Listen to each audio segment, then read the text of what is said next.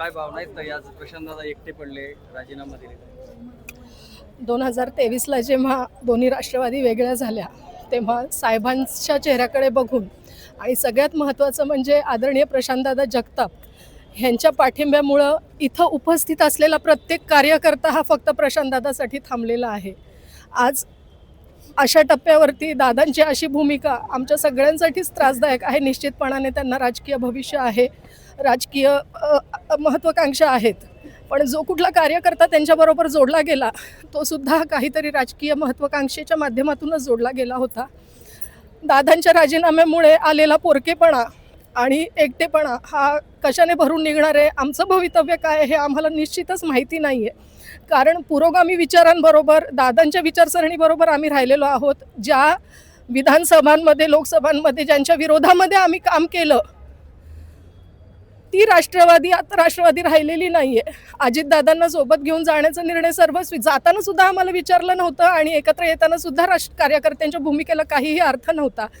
पण आत्ताच्या क्षणी हा जो निर्णय घेतला गेलेला आहे, निश्चितपणाने जो कार्यकर्ता दादांसाठी थांबलेला आहे, दादा आदरणीय प्रशांतदादांकडे बघून थांबलेला आहे, त्या कार्यकर्त्याचं राजकीय भवितव्य मात्र धोक्यात आलेलं आहे, त्याचं राजकीय अस्तित्व धोक्यात आलेलं आहे हे मात्र निश्चित. दादा एकटे पडले?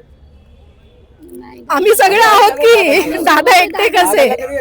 आम्ही आम्ही आम्ही सगळे इथं असलेली प्रत्येक माता भगिनी, प्रत्येक कार्यकर्ता हा आमचं रक्ताचं नातं नसलं तरी सुद्धा जे विचारांचे बंध आहेत दादांसोबतचे आजपर्यंत ते असलेले मायेचे बंध आहेत त्या सगळ्यांच्या माध्यमातून आम्ही सगळेजण दादांच्या सोबत आहोत. पण निश्चितपणाने हे जे काही झालेलं आहे ते आम्हा सगळ्या कार्यकर्त्यांसाठी वेदनादायी आहे, दुःखदायी आहे.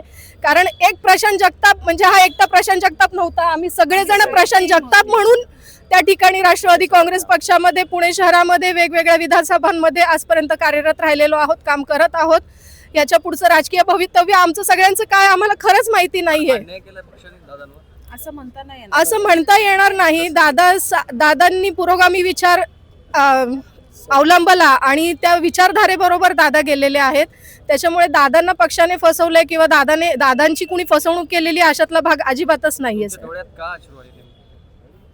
मी आता म्हटलं ना की ज्या महत्वाकांक्षा घेऊन आम्ही सगळेजण इथं थांबलो, प्रत्येक राजकीय कार्यकर्त्याची काही ना काहीतरी महत्वाकांक्षा असते, त्याला कुठंतरी छेद गेल्याचं दुःख म्हणा किंवा सगळंच भवितव्य अंधारात दिसत असताना आनंद कसा राहील तो डोळ्यातून अश्रूच्या रूपातून बाहेर येणारच साहेब. त्याच्यामुळे माझं नाव सौ अनिता सचिन पवार, मी राष्ट्रवादी काँग्रेस पक्षाची शिवाजीनगर विधानसभा मतदारसंघाची अध्यक्ष राहिलेली आहे आणि 2023 पासून आदरणीय दादांसोबत वरिष्ठ उपाध्यक्ष म्हणून पुणे शहरामध्ये काम करत आहे. मी तसा अजून विचार केलेला नाहीये, पण निश्चितपणाने दादांच्या विचारधारेबरोबर राहायला मला नक्कीच आवडेल.